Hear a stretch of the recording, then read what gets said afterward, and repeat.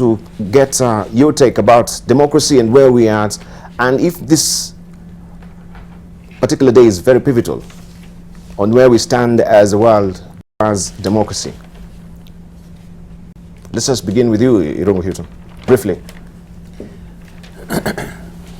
I think this period will probably be remembered in history as a period where democracy was under threat. And it's not just the tension that we've seen in the UK between so-called popular democracy, a prime minister who feels that he has the popular mandate despite the fact that he's not elected, to proceed to, I guess, carry through Brexit and prorogue the parliament in the process. But it will be other things. It will be issues around hate speech. It will be toxicity around refugees and immigrants. The United States just passed a new law that has actually probably closed the door on the United States as a safe sanctuary for refugees in a manner in which I think it's probably taken that country back several hundreds of years. I have just been invited to travel to the Texas border next month to basically look at this and to see what the implications are for particularly African migrants, but also for Latino migrants coming through to the United States.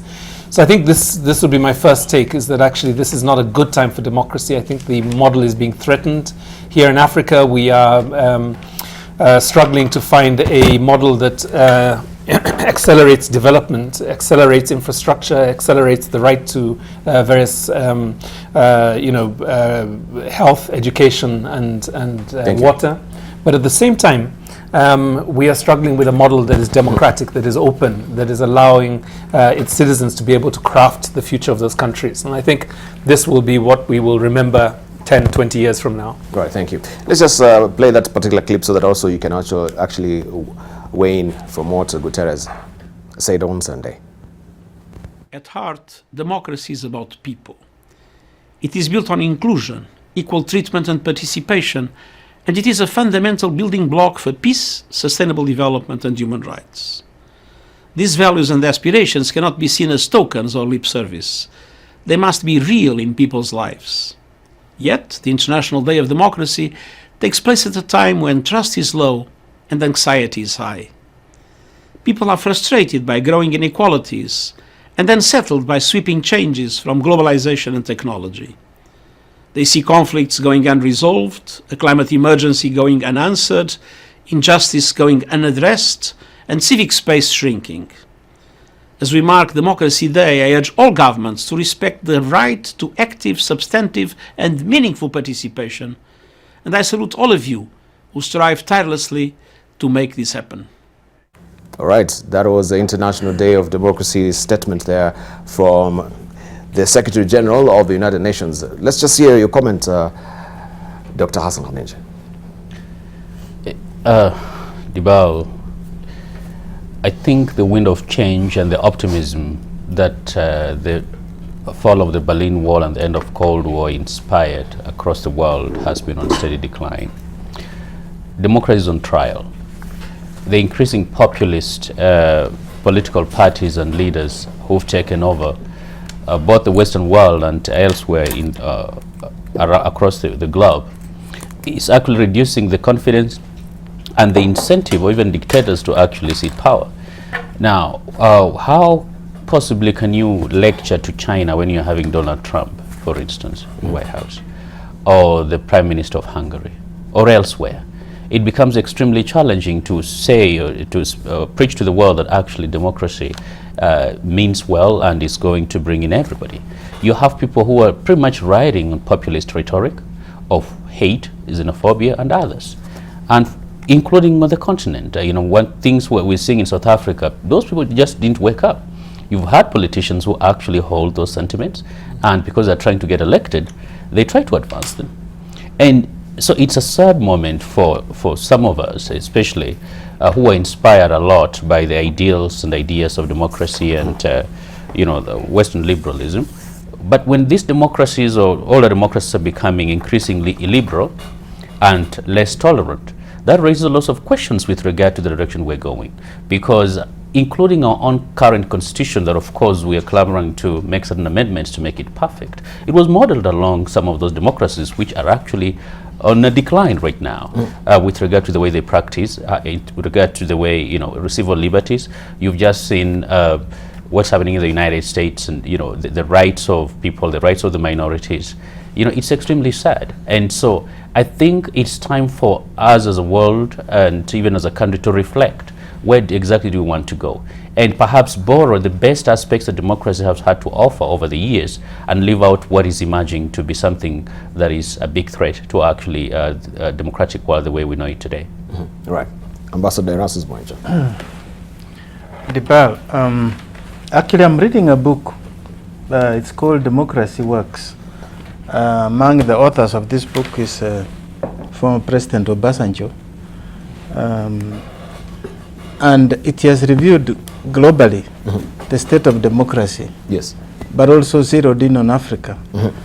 And makes very, very worrisome statements because democracy is on decline, and it has been chipped away for quite some time. In fact, since 9/11, it is the people themselves who have now kind of lost faith in that open society, in freedom, basic freedoms, and given rise to this. Yes. Some of the figures, if you could listen to some of the developments, it says that in this book, the statistics, there is a democracy index that is done by the Freedom House, and they indicate that for instance, in 2018, in 76 countries, there was a decline in democracy. And only in 25 countries that you saw a rise in democracy. And that tells the story. And why is this happening? I think some of the things the Secretary General mentioned there are quite pertinent. He talked about the changing world, the world in which we live, and how it has created this system. For instance, the technology, migration. And you have leaders who have now capitalized on this. Instead of explaining the real causes and the effects of this, they stoke fear in people, and therefore you have now extremist parties, like the right-wing parties that you see in Europe, US and the rest. But you also have leftists, like in the case of South America, where you have all these militants that also go to that extreme. So democracy is not even on trial, it's on decline, and part of it, the society itself has given it out to these tyrants or dictators. Right, thank you very much. Ahmed Hashi. Well, Debal, I'm not so sure. I respect my colleagues' view, and I think that there's something to it. I'm not an expert on the Europeans or the Americans, but I'd like to think I'm a bit of an expert about Africa. So my take, Debal, is, first of all, the democracy is a Greek invention. Yes. But probably the best describer of it was Abe Lincoln, who said, government of the people, by the people, and for the people shall not perish from the face of the earth. Now that's a broad outline, but I'm not so sure that Western liberalism or American democracy is so nice and good for us Africans. We need to find our own forms of democratic government that looks at our social, political, and cultural contexts and mold something that's good for us. We don't want to look at Europe or the United States. We want to look at ourselves and say, who are we, where are we, and where we're going. I firmly belong to the camp of Afro optimists, and starting from South Africa, although we have trouble, if you move across Botswana, move into the landscapes of Namibia, Botswana, up to Zambia, these are democratic governments that have multi-party politics. If you go to Tanzania, we had an election. If you go to Kenya, we had elections, but they were not so good. If you look at Algeria and Tunisia, there are changes there. If you look at Sudan, there are changes there. So on the camp of those who are fighting and trying to implement democratic government across this continent, if you look 20 years or 30 years ago, the country was awash with dictatorships. It's not so much like that anymore. In Angola the other day we had a transition. In Mozambique we had a transition. In Namibia we had a transition. If you look at the Maghreb, there are transitions happening there. Tunisia is having an election today. It used to be ruled by a strong man. I have reason to hope. I have reason to hope for this continent because I don't think that the past is going to come back to haunt us, but I take the view of my learned friends here that we have to protect the little precious movements that we have, and at the end of the day I've always said we'll never eat this democracy. It's not going to be breakfast, lunch or dinner. If this democracy does not give us a gross domestic product, good GNP, doesn't put food on the table, going to the ballot box and just electing people is not going to make us better. Democracy and development have to go together so that we can defeat the ideas of authoritarianism and developmentalism in Africa, because that's not the way for us to go. Abe Lincoln's government of the people, by the people and for the people is the way for me. Right, it's a way for you. But also I was in a forum where organized by Conrad, that is Adenauer Stiftung, on democracy, and the issue of democracy being a mirage also came to the fore. That as much as we try, to follow and achieve democracy, the much elusive it seems to be, eluding us as well. So is democracy a mirage, Professor Noah Midamba? Or is that a philosophical question? Well, whichever context you take it. I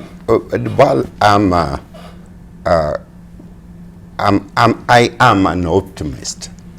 I think we're driving, and agree with my friend Hashi here. Every word you say, I agree with. The democracy is an ideal. It is a perfect state. It is a place where people will have a say on their life, on their choice, and whatever they want to do. Government of the people, for the people, by the people. Now, democracy, from the definition from Jefferson to Barack Obama to Abe Lincoln to African leaders, is a journey, and it's a long, tireless journey. And there is no one single state, one single country that has reached there. But we are all desired to reach there. And therefore, what I have concluded, Bal, after reading and experimenting and looking at the whole world, is that you cannot achieve democracy without education. The education is a fundamental base where people are able to manage their environment, they're able to discover new things and able to change new things, and they change the course of action and direction that the country is taking. I was in Rwanda last week. Rwanda is doing some things that are exceptional in Africa. Yes. There are no corruption evidence. People are disciplined. There are no drunk people on the street. They're focused on digital economy. There is enabling environment for business environment. And their life is getting better, people can tell you. Now, what is that? It is democracy, but it's sort of controlled democracy. And if that controlled democracy is there anything like controlled democracy? Well, that's what is happening in Rwanda. That's exactly. The control and democracy, they seem to be mutually exclusive. Well, so that's the debate. What Professor Midamba doesn't want to say, and I'll say it for him because he's my senior, is that there is an authoritarian government in Rwanda. It's just a fact of life. It's a controlled democracy. Controlled democracy. People have food, and you can walk on the street late at night without any food. Unless you're part of the opposition, in which case and it's a bit like Tanzania, which at one level we praise the anti-corruption work that's happening. But if you're a journalist, you're part of an extinct, you're almost an extinct species. Yeah, so I know that Irungu will take a very strong Yes. point, but Irungu is going for idealist. All of us. Idealist. But, where is it? Where is that idealist? You see, about just before he finishes, or before the rest can, I just want to say something. You see, we have a bit of confusion about two things. About how we're going to put 3 meals on the table, or how we're going to elect our leaders. So there's this theory and this understanding that we need to have fix the problems of infrastructure, the economy. Yes. We need to fix the jobs. We need to alleviate poverty. We need to have medical systems. We need to, these things that we need to do. And the best way to do that is to have a CEO. That's why nowadays, Debal, you hear people calling a president of a republic a chief executive officer. The nomenclature and the syntax and the lingua franca is about the corporate world. So that's been taken and put into government. There's even a new word. It's called governance. They call me a governance specialist here. It's government. It's not governance. It's a government. It's got a different way of doing things. But we know that the private, the market has got a way of disciplining how government does its things. And, in a way, this is what a lot of the debate in Africa is all about. We have countries in the Equatorial Guinea and Gabon which are very wealthy, but are authoritarian and are not doing the developmental needs that are needed. We have Rwanda that is doing the developmental needs, but every day is at pains to explain its political system. Not only is it at pains, it just says that, our system is the best. We don't want anyone telling us what to do. And of course, who are we to tell them? But, we share an experience with Rwanda. 100 years ago, my grandfather used to walk there to go and buy cattle, bring it back to Nairobi. That's when we had a real East Africa. Now we have, these countries like Rwanda and Burundi. In what way does Rwanda and Burundi make sense as countries? And DRC, that's next door.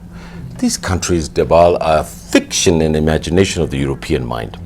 If we are going to become East Africans, we are going to have to rise so that between the people who are between the ages of 18 and 30, who are 80 to 90% of the population in Africa now, don't have to trek through the Mediterranean and sink to the bottom because they don't have jobs and hope. So there has to be a new generation that emerges from the African continent that talks about hope and jobs. Right. Let's just wind up with Erastus Moincha on that, then we continue the stories of the day. And let's, Yes, I'm a little, I must say, perhaps use a strong word, that confused by my esteemed colleagues here, because they seem to be double-speaking in a way. I mean, we hardly disagree, but today I think it's healthy. It's healthy. That there's democracy. Part of a human nature is always to strive towards the best. And you define democracy as an ideal that we should go to. And that ideal must then have benchmarks that help us to reach to that. Because if you are defining democracy, as Gutierrez said there, that it's about people. And the very definition of democracy is, in fact, the Greek word comes from the people themselves, who decide which government they have. You can have a choice to remove that government and retain it, and that you can have a free and fair election, and that you can have representation by government. Of course, I mean, where I'm taking a different direction is when you mix democracy with development. There was a World Bank study which looked at Asian countries when there was this miracle, when they called the tiger states. They were growing, yet they were a kind of dictatorship. Yes. And the people then were asking themselves, does democracy necessarily lead to development? Not necessarily. But here is the nexus. You must have democracy and development coexisting. Yes. You miss one, you will always lose the other. And so this is the confusion that I thought we should remove. Because if you mix that, there is now a new word that has been coined, which is called developmental state. And this, I think, what they're describing. Yes. That yes, you can have a dictatorship so long as you are growing, that you are attacking, corruption, but you take away basic freedoms. you have sham elections. Yeah. And so that is to me the fine difference that I want to bring, other than agreeing with them. That Right. yes, democracy is an ideal, we strive them, but there are benchmarks that help us towards. Whereas democracy does not guarantee that you can elect a good leader, but it provides you an opportunity to remove them next time around. Thank you. All right. I think it would only be fair then to hear from Dr. Hassan Kaneja Nirungu. Then we wind up on that, take a break, then we go back to international stories. A lot is happening around. So let's hear from you, because we're only remaining with 6 minutes, right? Oh yeah, before the break. Democracy is an idea, and it's a process. It has taken more than 200 years for the United States to get to where it is. Yes. Despite lots of misgivings. And of course, we know that at the beginning, I think it was only meant for propertied white men. Yes. Because even poor white men in the United States who didn't have property didn't have a chance to vote. And women couldn't vote. And of course, black people were counted as a third of a human being at the time. And until the 20s, of course, that is when we know women start voting in the United States, and then much later expanding that suffrage to people of color. So we know it's a process, and we know it's going to always go through certain bumps. However, it's important when to point out certain things when they're not going right. We can't aspire for this ideal when we're trying to drive in the opposite direction, because then we'll never get there. We'll never get there. And yes, there has been some progress, but there is scientific evidence to show we've actually been retrogressing in certain areas. Like a lot more countries seems to be declining as opposed to those which are growing, and that is science. I just tend to have bias towards science in establishing facts and truth. And so, because of what is happening, it becomes less of an incentive for some countries to actually even move that direction. Now, for those people who are already living in, let's say, authoritarian regimes, it gives justification for these regimes to crack down on them because of what they see happening elsewhere. And for them to use propaganda, say, look, those who are advocating for democracy, look at what is happening here, look at what is happening there. And we know that some activists and activists and journalists in certain countries, because of what is happening, especially in the Western world, that decline, they're actually suffering extensively. And there is no one to speak for them, because even some leading powers that don't seem to believe in some of those principles, they cannot be able to come to their defense. How do you expect those countries to democratize? If this was the scenario, for instance, in the older leading democracies in the West, I don't even think Kenya would have gotten to where it is today, But because it was different, and we looked up, and I agree, we need to domesticate our own democracy that speaks to our own peculiarities as a continent. But at the same time, there's certain fundamental principles that we must adhere to. Thank you. Right, Irungu Hilton, we wind up with you. So I'll try and be quick, because I think we've covered a lot of ground already. I mean, the first thing I think to say is that, democracy is not an ideal. It's actually a commitment that governments enter into. And for Africa, the African Charter for Democracy and Elections and Governance, I think, is probably the starting point for any conversation about the practice of a government. The second thing we have to be, English is an interesting language, because you can coin all kinds of things to say different things. We have words like illiberal democracy. Right? Complete nonsense. Yes. It's in fact an oxymoron, if I can use another interesting English word. The second one is authoritarian developmentalism. Right? Like development and authoritarianism can be the same thing. Complete confusion. So I think the first thing to do is to go back to what are the international standards, what are the Pan-African standards, what are the national standards for democracy and governance. And then I guess the second thing for me is really, we have to be very careful, I think, in this period, because we have, as we saw, for example, with the recent passing away of Robert Mugabe, and I don't know if we discussed this last week, really extensively. But the discomfort and the difficulty of managing his legacy. On one hand, somebody who clearly is a freedom fighter, but on the other hand, the last part of his life was everything but freedom fighting. In fact, it was closing down freedoms for his society. And of course, the transition has been traumatic for that country. So statecraft is complex, but I think we need to keep some principles around which the compass of our leaders are captured. Netanyahu has lost his majority. It is possible that he may even resist the idea that he has lost the election. Yes. Trump has already indicated that he may not step down after his 2 terms, right? And imagine how far away this is. We've already got the indication.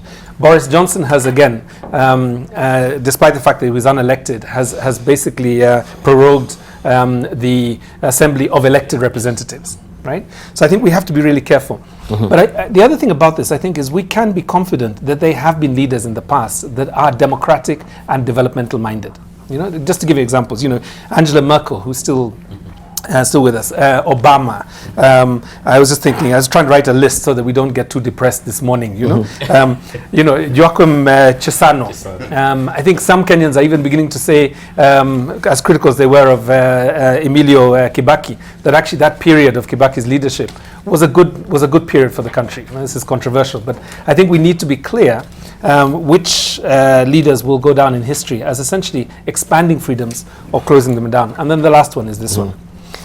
In the 1970s, if you talk to a prison commissioner here in Kenya, they would probably argue that it doesn't matter whether people have a voice. It doesn't matter whether prisoners have a voice or they have the right free movement. As long as they were being fed, they had pillows, they had beds, this is fine. And I don't think that prison argument sustains itself even in a prison today in Kenya. The reforms have taken us beyond that. Why would we take this to countries in our region?